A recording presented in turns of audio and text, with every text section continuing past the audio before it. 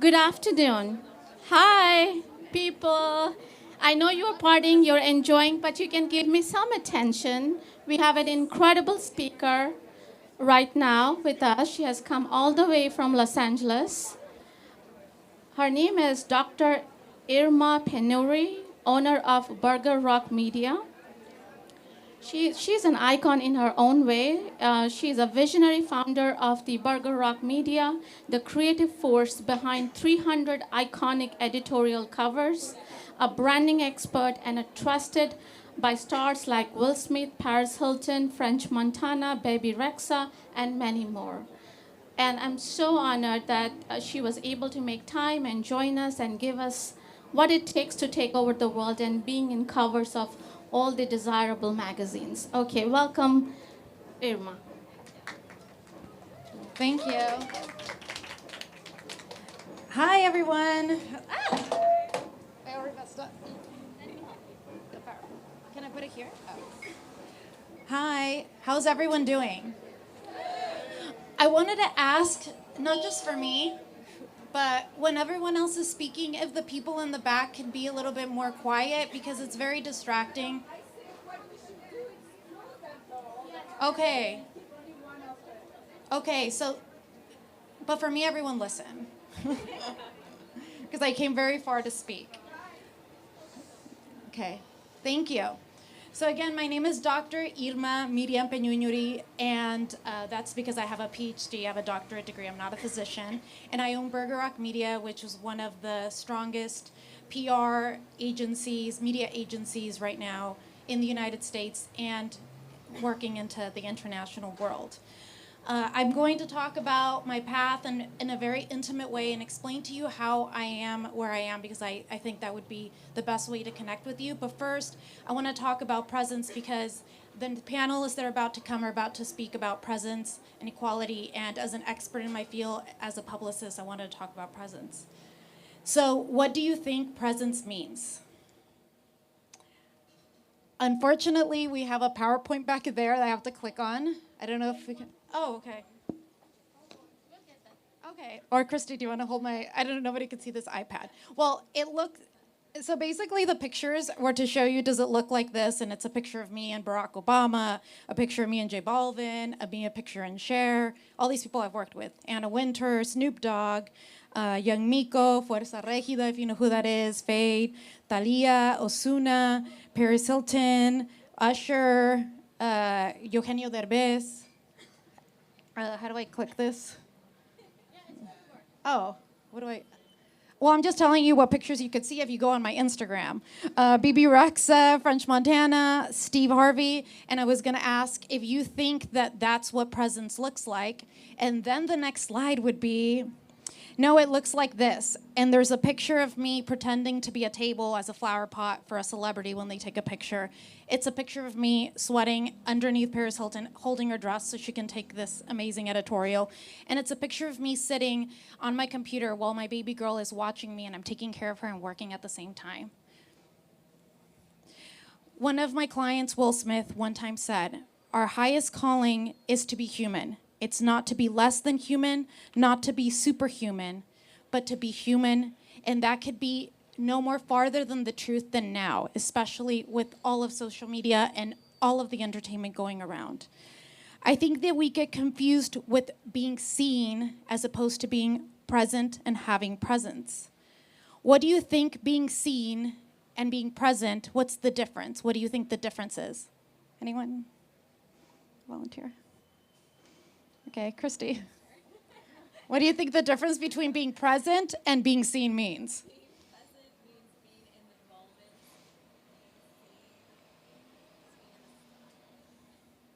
Okay, so let me put it to you this way. Everyone here has figured out a way to be seen. You're here at the Cannes Film Festival, you're taking pictures, you're networking, you're showing off that you're here, and in a way, you're growing your brand. But being present and having presence is something completely different and more deep. Because of social media right now, as an expert in the field, I would like to say that before, being seen was 70% of the battle.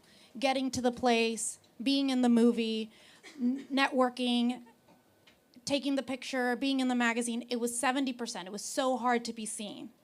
But I think now, because of the oversaturation of media, of YouTube, TikTok, videos, it's a 30%. Think about it. It's 30% the battle to be seen. And then I would argue that the next step would be to be present. So the real question is, in my opinion, how do you take your brand or who you are from being seen, and how do you gain real presence and become an expert in your field? So now I want to tell you a little bit about my story. It's very intimate. Hardly any people know my story because I'm always behind the scenes. I'm a publicist. So I have 3 degrees. I got a bachelor's in political science. I have a master's and a doctorate degree. And I started working as a director at an art school in California. I got married to a very amazing, beautiful Mexican man. I was like a real housewife, princess, blonde, tiny, and got married and had the beautiful wedding. Everything was perfect. I'm Mexican. I'm full Mexican. I speak perfect Spanish. And I had the perfect life. One day I woke up and I thought, you know, I'm living this traditional life, but I felt like I was meant for more, which is something that I connect with a lot of you here. I woke up and I decided to quit my job and to get a divorce. And I decided I was going to work in entertainment. I didn't even know what publicity was. I had no friends in the space. All my parents, my uncles, everyone's a physician, a doctor, a surgeon. I had no clue what to do. So I started a clothing company. Through this clothing company, I decided to travel to Fashion Week and go to different places, and decided I wanted celebrities to wear my brand. And honestly, I was just doing everything and didn't know what was going on. Around 30, I call it my 16 and pregnant time, because I ended up meeting this man, and after 3 months, I was pregnant with a little baby girl. Everyone, you're all women, so it's a very safe space to talk about this. You know, I had to make the decision, and I decided to have my daughter in that moment, because I come from a very traditional Catholic Mexican family. Everyone cut me off. My friends, my family, everyone. The father wasn't very supportive, so I was left alone with my daughter, and I had to figure it out.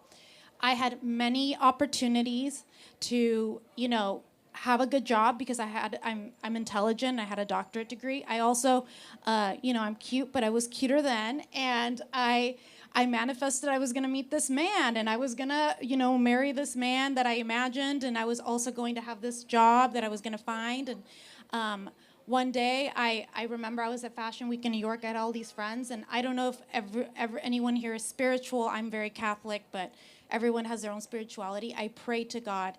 And in a way, it's like I knew about presence, because I was being seen everywhere, but I wasn't being present. Like nothing was really hitting. So I prayed to God, and I said, if you give me one opportunity, I'm going to go with it. I'm going to flip it. It's just one big opportunity, and I'm going to do it. Shortly after, I met the man of my dreams. I was sitting next to him. He was going to take me to this trip to propose. You know, when you know the trip is going to be the proposal trip, like I was going to go on it.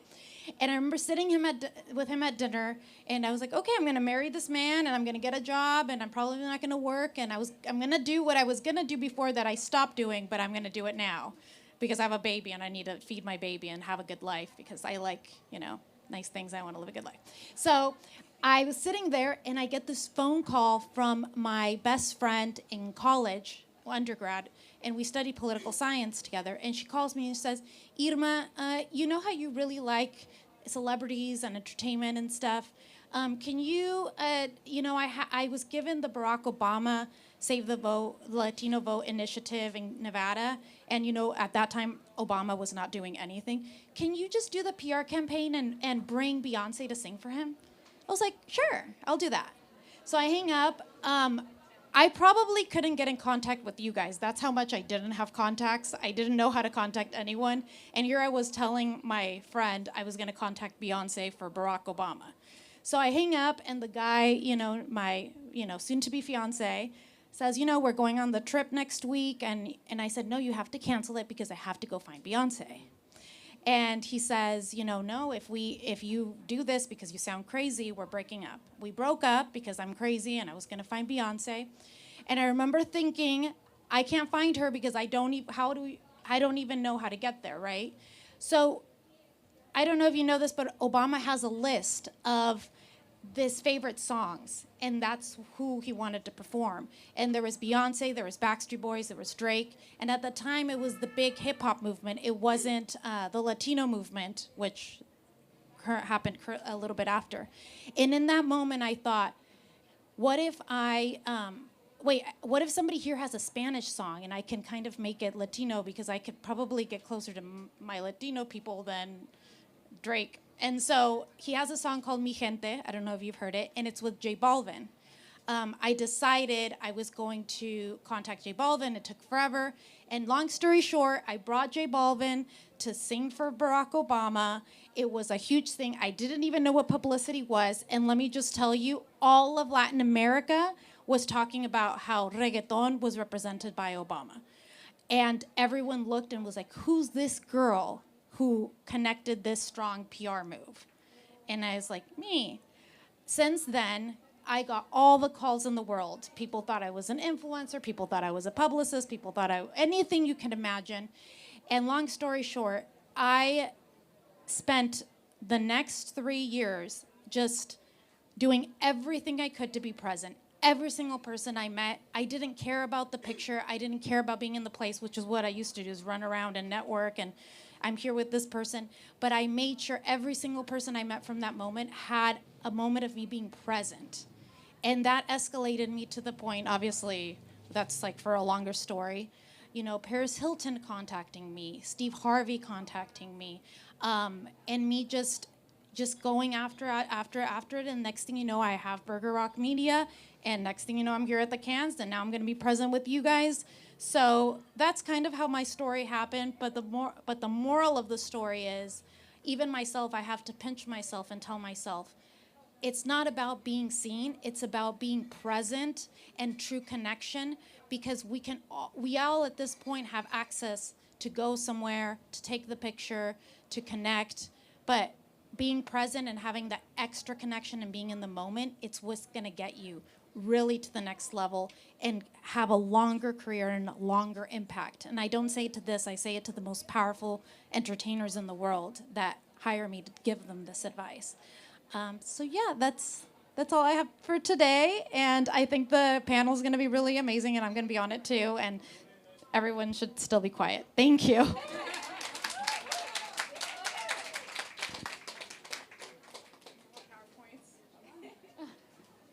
Thank you, Irma.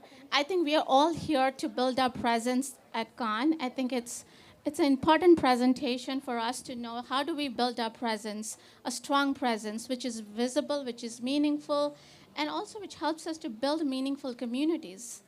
I'm excited to I'm not hosting this, invite Sheena Kers to host the next panel on the power of presence and equality moonshot.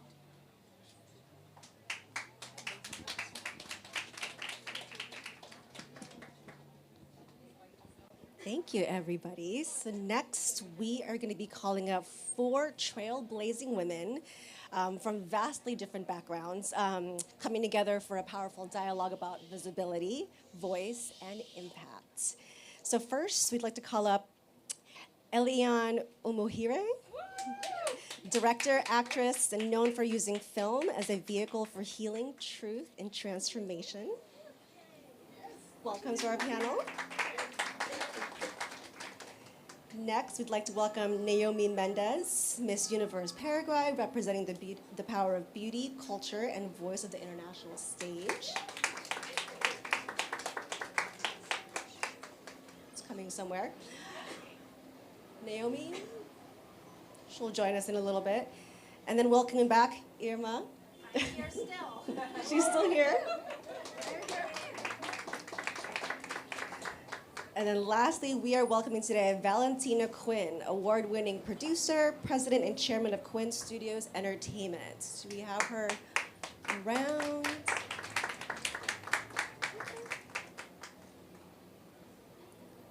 She's coming.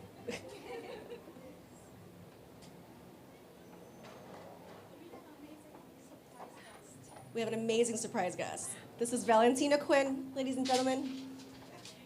I was going to say ladies, but I realized there are some gentlemen in the quick group, so come on in. Have a seat in our panel.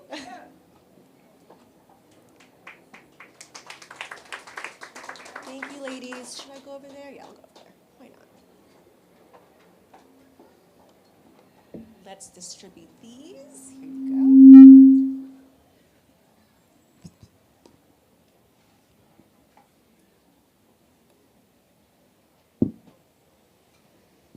Okay, so today this conversation is going to explore how women are shifting culture, uplifting communities, and inspiring the next generation across the worlds of sports, film, and beauty. So thank you again for joining us. So I'm going to hit you ladies with the hard-hitting questions right away.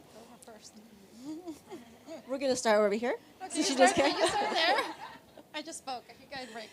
You all came from such different industries, each one of you. So if you could change one norm, rule, or expectation in your own individual industry tomorrow, what would it be? Yeah, I can go ahead. Well, I come from filmmaking. I'm an actress and I'm also a producer since lately.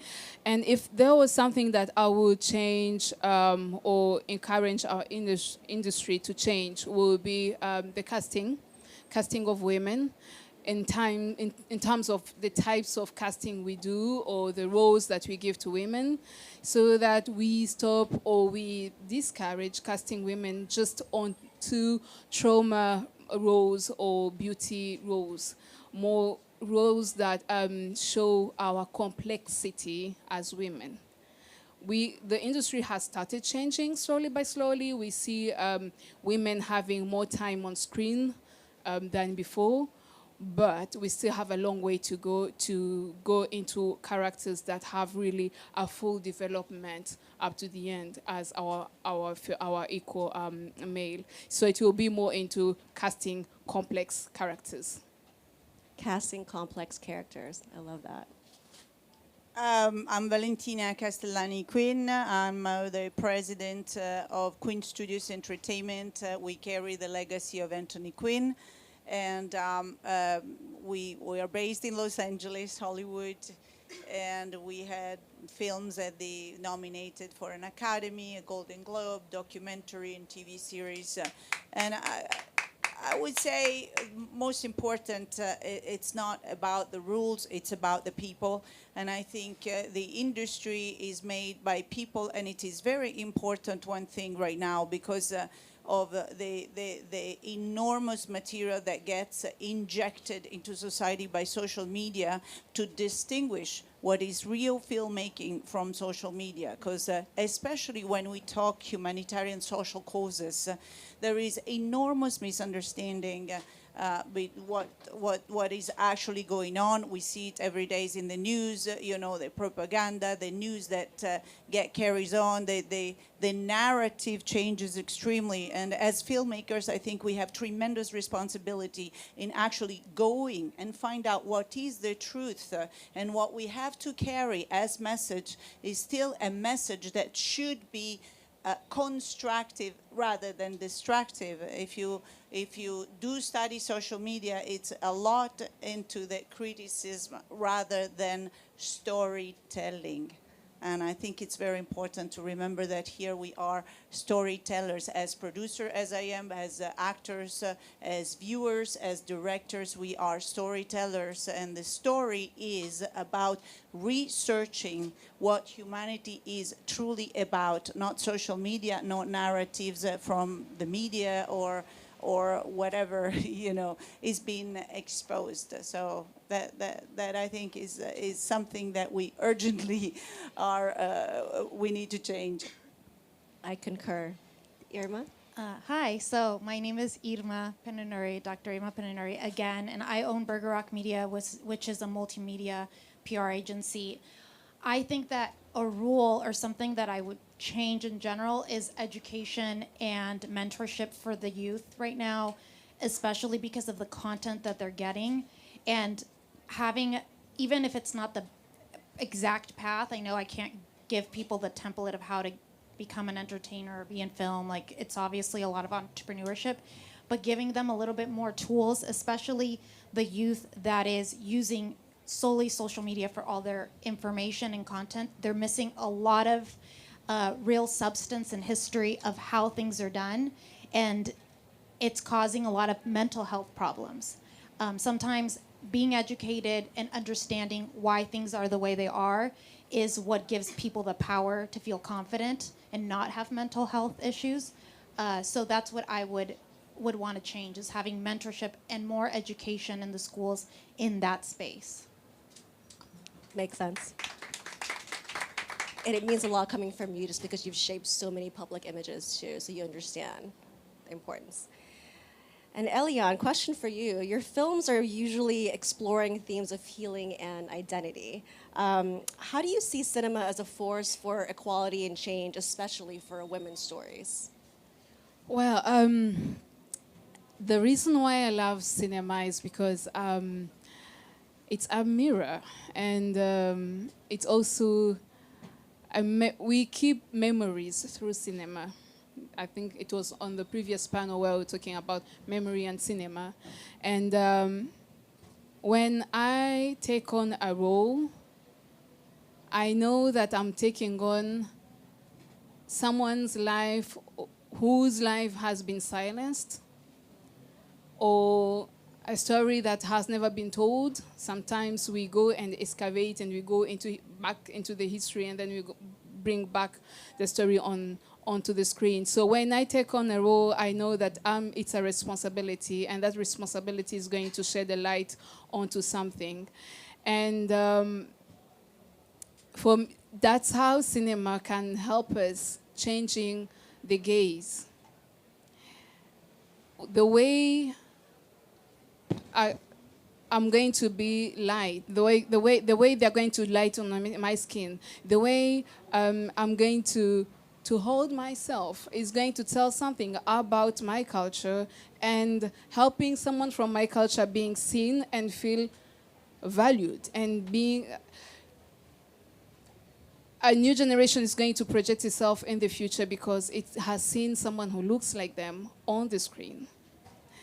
And I love identity because identity is something that keeps evolving. We keep on building our identity because we have seen a role model. And if we don't have role models, then how do we build our identities? So today, more than ever, we need cinema because we are talking a lot about AI and all. I don't want to make this heavy, but we're talking about AI and how AI is going to might replace human beings, but I don't think we can go up to the point of being replaced, because there is something that AI doesn't have, which is emotions. And as actors, we use emotions. So when I take on emotions of someone and someone comes and say, thank you for walking into my shoes, then I know that, I've done something, and that helps on to healing something in someone. So I don't know if I have really responded to your question, but it's more like being ambassadors for human beings when we take on all those stories. And later on, when I look at Kiev or all these places in the world where war is happening, I think about all the movies that later on you're going to watch and see like, oh, this is how Kiev used to look like. This is how this city or any other places this is how people used to look like. This is how Cannes used to look like, because there was a film that was done about that place. So memory, keeping the memory of our society passed through cinema. And you were asking, I'm being long, you're asking about how it can help us bring back equality. It's like I was saying earlier, in the way we present as women. If more women are taking on the camera, then the gaze is coming from the inside, not the outside. We are telling stories from a personal view and the way we want to say it, not someone else looking onto our lives as women. We get a point of where we decide which narratives we want to put outside. And narratives are the ones that that shape our society, that have been shaping actually human beings. We've told stories from the beginning of times, because that's how we learn. We learn through stories more than numbers. I agree. If there are any actors here, I like that term, ambassadors for human beings. Any actors, you can put that in your IMDb. You're an ambassador for human beings. And on that note of leveraging your art to craft something meaningful, going to Valentina, I know you do something similar. You leverage your art to leverage hope and create hope. Can you tell us some more about some of the documentaries you have working that kind of lead into that?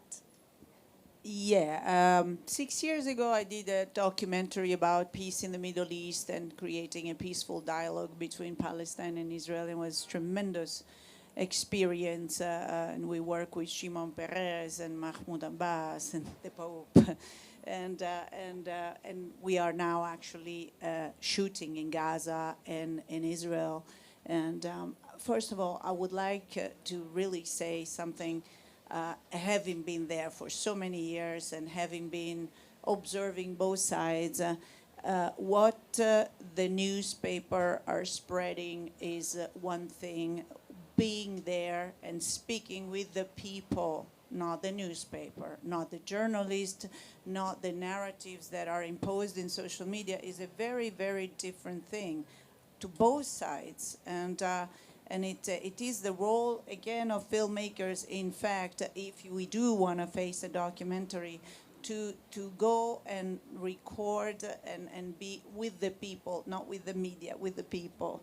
And said that, I would like to say that there is tremendous hope in both senses. I was in Israel actually starting to shoot the second documentary before October 7, where for months and months and months, millions, I'm talking 4 million of people in Israel were marching against their government and against Netanyahu. And I mean, it was insane. And then October 7 it happened. And everybody was, okay, everybody is terrorist in this side, everybody's terrorist in this side. There is none of it at the level of the people. Actually, these two populations works very well together, and they've been doing it for years. And I wouldn't have known, except that I was there and living and filming with there for so many years. So again, what a tremendous responsibility to actually see the truth, see what is in front of you, rather than just reading and marching for things we do not know fully, or taking a social media or a post and taking it for truth. And I say this as a storytellers, because at this point, as always, cinema has been a carrier of hope. Never like these times, there is the need of that. Rather than division, men and women, women against this, or Palestine against Israel, Ukraine and Russia, is the need of creating dialogues that do promote hope, that see what is hopeful. And there is a lot to be. So, you know, at the end of World War II, it was the Hollywood film, the musical, that gave a sense of hope to millions of people across the world. And we are in a time that is very similar. I mean, we are disintegrated as a world society. We are disintegrated as human beings. Our kids, you know, my mother, I can see it, you know, the sense of identity is very confused at the level, sexual level, any identities. There is nothing bad in seeing it, you know. So our role as filmmakers is actually to instill hope again and again and again. We are human in one world, so we better be united.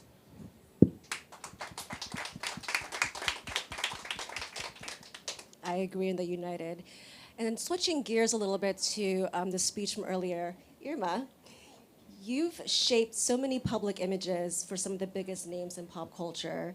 You know, how do you say you would balance authenticity and influence, and what advice would you give to young women who are trying to break into the industry of media and fashion?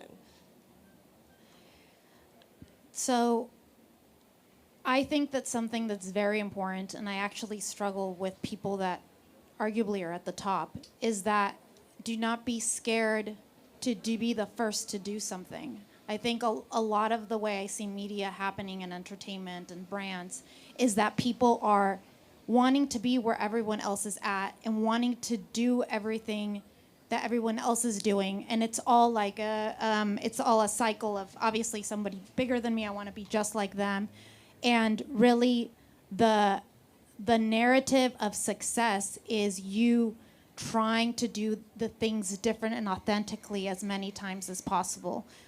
You know, if everyone is doing this event, creating your own event. If everyone is dressing some way, you dress a different way. But not because you also just want to be different, but your authentic self is the most important. And it gets very hard when everyone around you is telling you what you should do, me included, but you deciding who you genuinely are and staying consistent. People need to see things, you know, a long time to really know it's who you really are. So that's what I would say. Thank you. And this question is for all three of you. So we all know that visibility is currency today. And you've all been in industries individually obsessed with image. So how do we flip the script and bring substance into the spotlight in each sector? We can start. Oh, so I used to have this saying remember in 2020 when the stars were the social media stars and they were doing all the dances and everything? And yes, TikTok specific, I just kept saying, wait till that open up and the real stars come out, the people that know how to act in real life, and that ended up happening. So I think that being authentic is just perfecting who you are and just making it, you know, carefully tailored. Finding out who you really are, what you want people to think, and being that at all times. I think that I see certain people and all kinds being actors, like, oh, I'm this way at home, but I'm this way when I come on. And that's okay, you know, if you're in a movie and you're creating a character like she said. But for you to, you know, carry a brand and network, and you need to be your authentic self. So, you know, learn how to be authentic in all of the platforms. And it's okay to have to try harder to maybe be on TikTok, or try harder to, I'm a little, you know, I'm not very good in big settings with people. I'm behind the scenes, but it's something I have, like I'm doing it right now, and I think that that's what everybody needs to do, but still be your authentic self. Don't be someone else. Valentina? Have you noticed that people that are really busy don't have much time to stay on social media? Yes. Something to reflect on. Well, I take on visibility as an opportunity, but also as a responsibility. Once I'm into the spotlight, I prefer not considering just the spotlight, but the opportunity that spotlight is giving me to address something or to convey something. Because then if I'm here, I might count the number of people who looks like me. We are very few in this room. So it's the same outside. It's the same in the industry. So if I have this opportunity of sitting here, then there is a whole culture that I'm going to represent. And then I use substance. It's going to come from the truth that I'm going to dare to tell.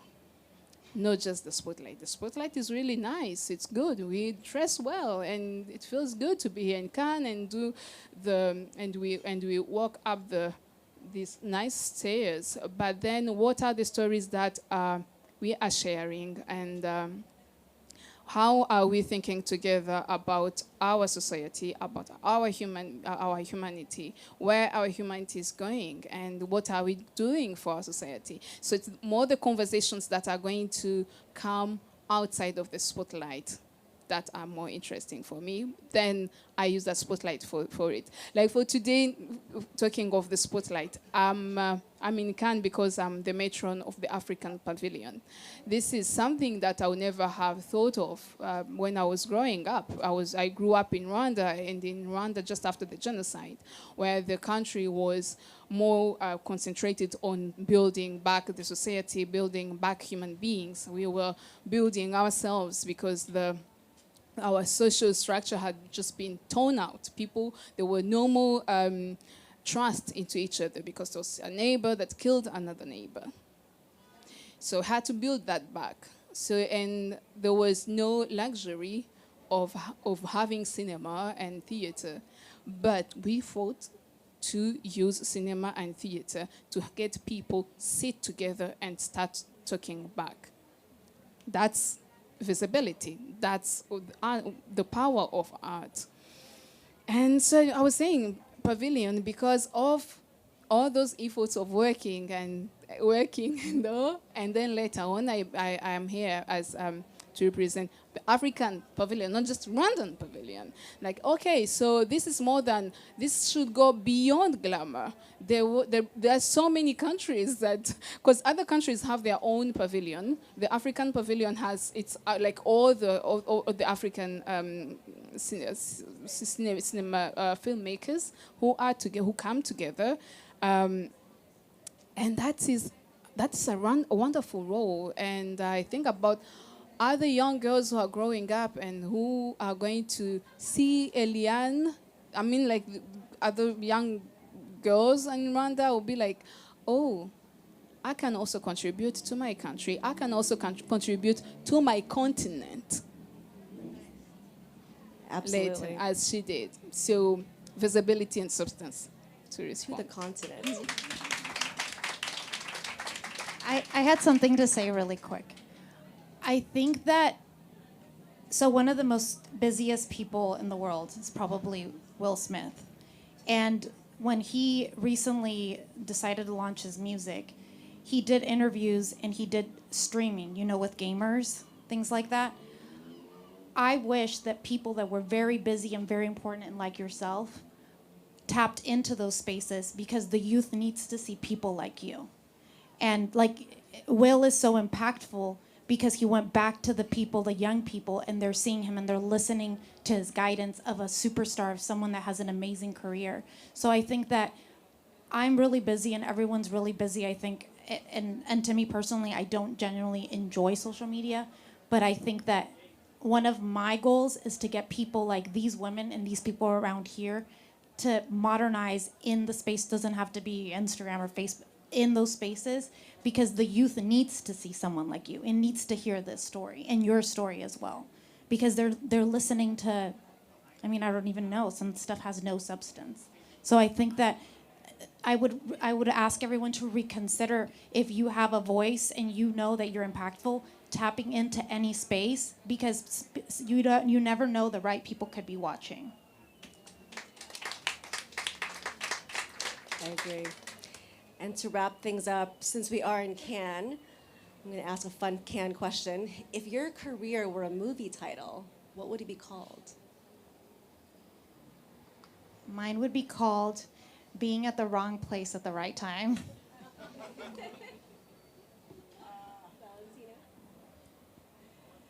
I don't know, but one of my favorite words is enthusiasm. It comes from ancient Greek and means to be inhabited by the gods. And I like that. I like that. Ooh, I think what comes in my mind is what I love the most, trees. Yeah, I love being in the nature. I love being in forest. I love inspire myself from the trees because they are rooted and they have their branches into the sky. So, and also that verticality. Having that verticality is the best way of moving into this life. And they are very flexible, but they're never shaken. And also when a tree falls down, if we leave it inside the forest, it's going to, like there's so many other small beings, life beings that are going to build and feed themselves from that fallen tree. So a tree is never lost. it's going to always serve onto something. So trees. It's the gift that keeps on giving, trees. Well, that is all for today. Thank you, ladies, for joining us.